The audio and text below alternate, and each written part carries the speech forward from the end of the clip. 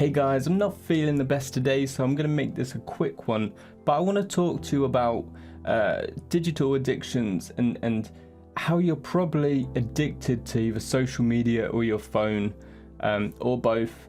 But I'm also going to show you how you can help with that, some things that you can do that you can apply in your life to help with not being so addicted to either Facebook or Instagram or YouTube or Pinterest or whatever it is. So don't forget to like, subscribe, comment, and hit that bell icon to be notified when I release a new video. Have you got an addiction? Well, to find out, I want to ask you a few questions. So what do you do when you're waiting in a queue, or you're waiting for a bus or a train, or you're in a cafe or a restaurant and you're not talking to the person that you're with, or you're on your own, or when you're bored wherever you are, or waiting for a friend, waiting for a lift, for an Uber? And what's the first thing you do in the morning and the last thing you do at night? I'm pretty sure that most of you will look at your phone in most of these situations.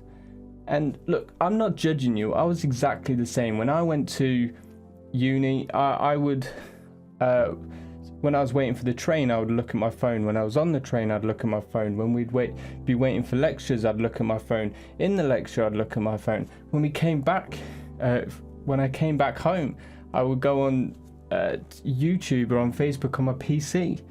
I would constantly look at some kind of social media, look at my phone. I was addicted as well. I used to go to these clinical trials and I would stay in their facility for like 14 days. And one time I actually scrolled through Facebook so much that I reached the bottom of the newsfeed, and I'd never even knew there was a bottom of the newsfeed. But it was at that point that I realized that maybe I'm using Facebook a little bit too much. And so that's the first thing you need to do. You need to realize how much you use your phone, how much you go on social media. And so from now on, every time you take your phone out of your pocket and you go on social media, you go on Facebook, you go on Instagram, you go on YouTube, you go on whatever, just be aware, be conscious of the fact that you're actually doing it, and you're taking your phone out of your pocket and you're going on social media. If you want to be an overachiever, you can keep some kind of pad with you or some kind of note. So every time you do it, you tally it up, and you'll be amazed at the amount of times you actually take your phone out of your pocket. So the first step is just be aware that you do it. Second step is to detox. Now, you want to have a dopamine detox, because going on social media, going on something like Facebook or Instagram, every time you see somebody else's post, it gives you a rush of dopamine. And dopamine's this drug in our body that every time we see something exciting, something we like, we get a hit of dopamine. So our body loves dopamine. We love dopamine. But social media gives us way more than we need. And that's why we go on Facebook or Instagram all the time. That's why we find it so hard to say no to go on it. That's why it's so hard to get things done, because we always want more of that dopamine hit. And the way to get around this is to cut it off. So no social media, no phone, and just be you for the day. When was the last time that you didn't go on your phone and you just was you and you just thought about stuff? Doing this would be very hard. It'd be very weird. And when I first did it, I couldn't stop thinking. My mind was just going. It was thinking and thinking and thinking. I was extremely bored. I did it for the whole day, and I was just thinking all day about it. And it was the weirdest experience. But it had been so long since I'd not filled my empty spaces in my day with some kind of social media.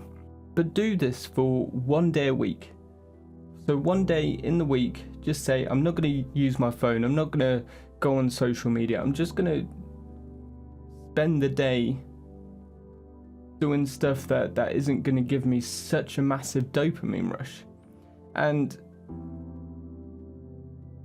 it will be so hard for most of you that you won't do it for more than a day. And I bet a lot of you won't even do it for a day.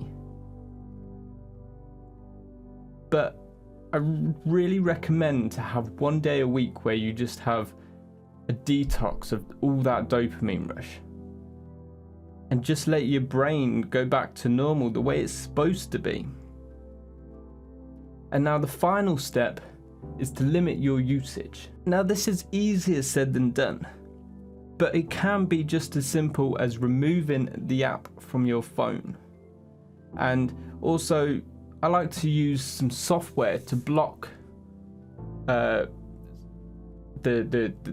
whatever, Facebook or Instagram on my PC, so I can't go on it there. And I block out certain times, so I like to do it from 7 a.m. to 7 p.m. So after that, after 7 p.m.